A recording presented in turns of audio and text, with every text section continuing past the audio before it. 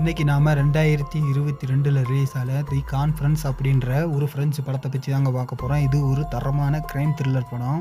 இந்த படத்துக்கு நான் வந்து ரேட்டிங்கு 10க்கு 7 கொடுக்கலாம். அந்தளவுக்கு ஒருத்தான படம் தான். அந்த படத்தோட ஸ்டார்டிங் சீனில் ஒரு ஆஃபீஸ்லேருந்து கொஞ்சம் பேர் அமுச்சு வச்சுருப்பாங்க. என்ன விஷயம்னா, ஒரு இடத்துல மால் கட்டணும் அப்படின்னு சொல்லி.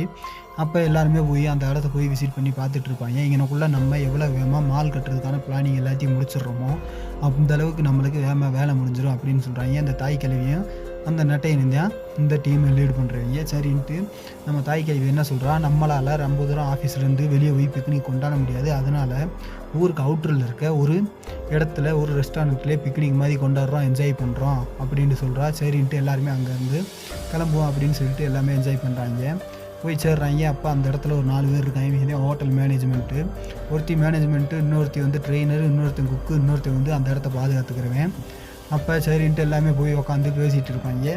பேசிட்டு இதாக இருக்காங்கல்ல, இவங்க தான் நம்ம ஹீரோயின், படத்தோட ஹீரோயின். இவங்க என்ன வச்சுப்பாங்கன்னா, நம்ம பற்றியும் ஸ்ட்ரெஸ்ஸுனால லீவ் போட்டு வந்திருப்போம் அப்படின்னு சொல்லிட்டு யோசிச்சுட்டே இருப்பாங்க. சரின்ட்டு நம்ம குக்கு சமைக்கும்போது அப்போத்தான் நோட்டீஸ் பண்ணுறாப்புல கேஸ் வந்து வச்சுட்டு வண்டி எடுத்துகிட்டு ஸ்டைலாக சிகரெட் குடிச்சுக்கிட்டே கேஸ் வாங்கலாம்ட்டு சிலிண்டர் வாங்கலாம்ட்டு போயிட்டுருப்பாப்புல. அப்போ அந்த போகிற வழியில் அந்த வண்டி பஞ்சர் ஆயிரும். என்ன ஏதுன்ட்டு பார்த்தா யாரோ ஒருத்தன் ட்ராப் பண்ணி வச்சுருக்க மைத்தாங்க இருக்குது. அதை என்ன ஏதுன்ட்டு இருந்தாலும் பார்த்துட்டே இருக்கும்போது அந்தால யாரோ பின்னாடி இருந்து அடித்து மட்டையாகுவான்.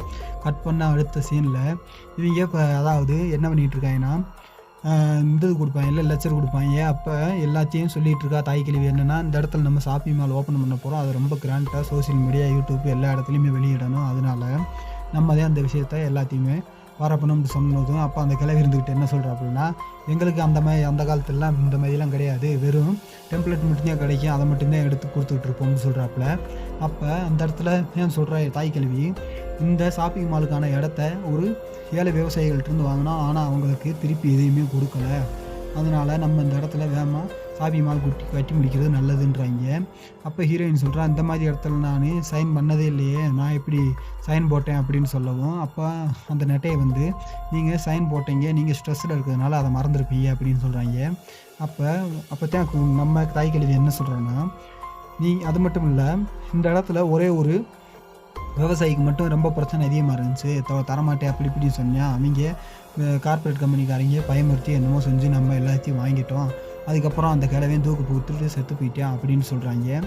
அப்படியான்னு சொல்லிட்டு சரின்ட்டு வேறு வழி இல்லாமல் எல்லாருமே உட்காந்துருக்காங்க. அப்போ கிச்சனில் நம்ம குக்கை போய் பார்ப்பா. அந்த நம்ம குக்கு தான் செத்துட்டாப்பில்லையா ஆல்ரெடி. வேறு வழி இல்லாமல் நம்ம மேனேஜ்மெண்ட் பொண்ணு வந்து நம்மளே சமைப்போம் அப்படின்னு சொல்லி சமைச்சிட்டு இருப்பா. அப்போ வந்து எல்லாருமே கேட்பாங்க என்ன ஏதுன்ட்டு.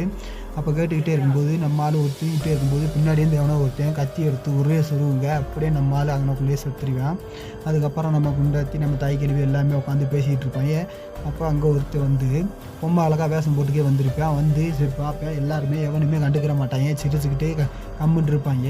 அப்போ அவன் டப்புன்னு மாஸ்க்கை கழட்டி வேறு யாரும் இல்லை நம்ம நெட்டையந்தான், ஏன்டா என்னையா நான் உங்களுக்காண்டி இவ்வளோ கஷ்டப்பட்டு இவ்வளோ பெரிய மேக்கப் எல்லாம் போட்டு வந்திருக்கேன், நீங்கள் என்ன வேணாண்டா என்னை கண்டுக்கிற கூட மாட்டேன்றீங்க அப்படின்னு சொல்லி சத்தம் போட்டுட்ருக்கேன்.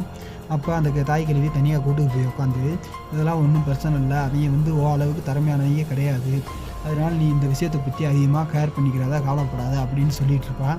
அப்போ ஒரு கோல்டன் சவால் எடுத்து கொடுத்துட்டு இதை வச்சு நீ நாளைக்கு போஸ்ட் கொடுன்னு சொல்லுவாங்க. சரின்ட்டு மறுநாள் அப்படியே நம்ம ட்ரெயினரு உங்களுக்காண்டி ஒரு கேம் வச்சுருக்கேன்ட்டு எல்லாத்தையும் செல்ல வாங்கிக்கிறா. என்னென்னு கேட்டால், எல்லோரும் ஒற்றுமையோடு இருக்கணுமா, இந்த டீமில் எவனுமே ஒற்றுமையாக இருக்கமே தெரியலை, செல்ல எல்லாத்தையும் வாங்கி வச்சுக்கிட்டு கேம் விளாட்றதுக்கு கூப்பிட்றா. என்ன விளாட்டுனா, ஒரு கட்டையில் நிறையா இந்த படகு கலக்க போய் ஆற்றுல ஒரு பால் வச்சுருப்பாங்க, அதை யார் எடுக்கிறாங்க அவங்க வின்னு அடித்து நம்ம சின்ன வயசில் விளாடுவோம் இல்லையா, கோணி பையில் தப்பி பூச்சி போகிறது அதுண்டு.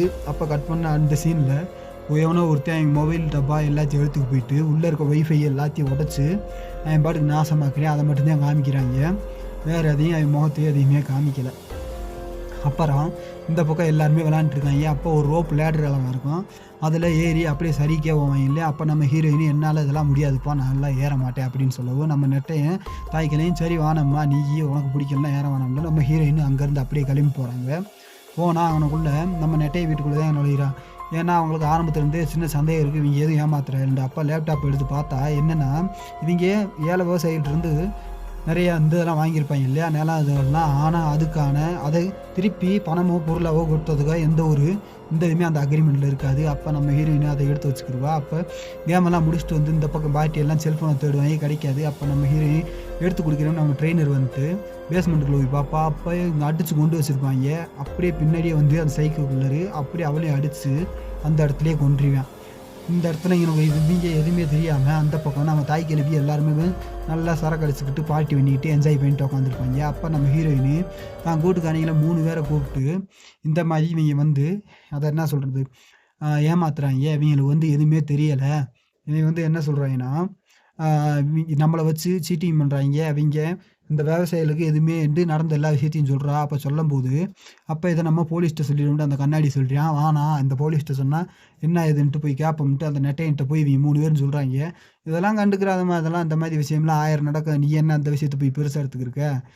இந்த மாதிரி விஷயம்லாம் எம்பிட்ட விஷயம் பார்த்தாச்சு அப்படின்னு சொல்லிட்டு இருக்கேன். அப்போ நம்ம கில்லர் வந்து என்ன செய்றான், அங்கே வேகமா வந்து மோமுடியெல்லாம் போட்டுக்கு வந்து நம்ம தாய் கிழவிய அடிச்சு அப்படியே தூக்கு தொங்க விடுறான். எங்கன்னா ஒரு கொடி கம்பங்களக்கா இருக்கும். எல்லாருக்கும் தெரியிற மாதிரி எல்லாருமே அத பார்த்துட்டு அப்படியே பயந்து போவாய்ங்க. வேற வழி இல்லாம அப்படியே சைக்கோ அந்த கில்லர் வந்து எல்லாத்தையும் விரட்டிட்டு இருப்பான். இவங்களும் பயந்து ஒரு காட்டுக்குள்ள ஓடுவாய்ங்க. நம்ம ஹீரோயினும் நம்ம நெட்டையனும் அப்ப நெட்டையன் மண்டையிலேயே அந்த கட்டு கம்பியெல்லாம் கட்டி வச்சிருப்பான். அது போட்டு பொளந்ததுனால அந்த படகு எடுத்துக்கு எப்படியாச்சும் கிளம்புவோம்னுவாய்ங்க. அப்ப கூட அவன் அவன் வேலை முக்கியம்ன்ட்டு அந்த பென் டிரைவ் நீ குடுத்தத குடுன்னு சொல்றான். அத வாங்கிக்கிட்டு நம்ம ஹீரோயின அப்படியே தண்ணிக்குள்ளேயே ஏத்தி தள்ளி விட்டுறான். நம்ம ஹீரோயின் தண்ணியிலேருந்து எந்திரிச்சு வந்து பார்த்தா, நம்ம செஃப் இங்க செத்து கிடக்கிறத அப்படியே காமிக்கிறாய்ங்க. அவ பார்த்து அப்படியே ஷாக் ஆயி போவா. மிச்சம் 4 பேர் வந்து அந்த ஹோட்டலுக்குள்ளேயே போய் ஒளிஞ்சு நின்டுக்கிருவாய்ங்க. வேற வழி இல்லன்ட்டு.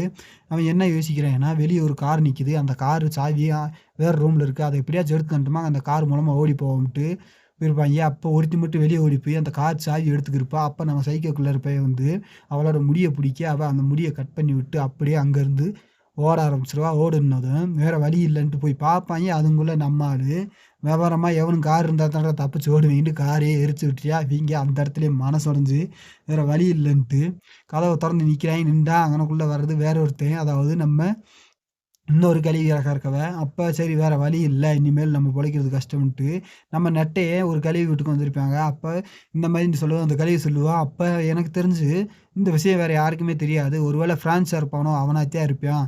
அவனுக்கு தான் அந்த விஷயம் தெரியும். அவன் தான் கொலகாரன்னு சொல்ல, சரின்ட்டு வேற வழி இல்லாம 2 பேரும் தப்பிச்சு ஓட பாப்பாய்ங்க. அப்போ ஒரு வண்டி எடுத்து கழுவி தள்ளி விட்டுக்கு இருப்பா. அவன் அந்த கழுவி ஏத்தாம அவன் பாட்டுக்கு வண்டி எடுத்து ஓடி போய்வான். அப்ப நம்ம கழுவி கீழ வந்துருவா. பின்னாடி திரும்பி பார்த்தா, நம்ம சீரியல் கில்லர் பையன் வந்து நின்றுப்பா. என்னன்னா, அப்ப அந்த கழுவி சொல்லுவா, "நீ பிரான்ஸ் தானே எனக்கு தெரியும். நீ வந்து என்னைய கொல்ல மாட்ட."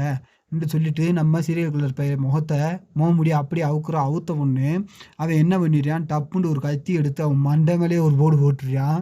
என்னமோ அருவாள் எடுத்து மரத்தில குத்துறதுக்கா, அவன அப்படியே அந்த இடத்துலயே ஸ்பாட்லயே அவுட்டு. நம்ம பையன் வண்டி எடுத்து ஓடிட்டே இருக்கும்போது ஆணி குத்தி பஞ்சர் ஆகி, அந்த வண்டியே கவுந்துரும் ஒரு பெரிய நதி.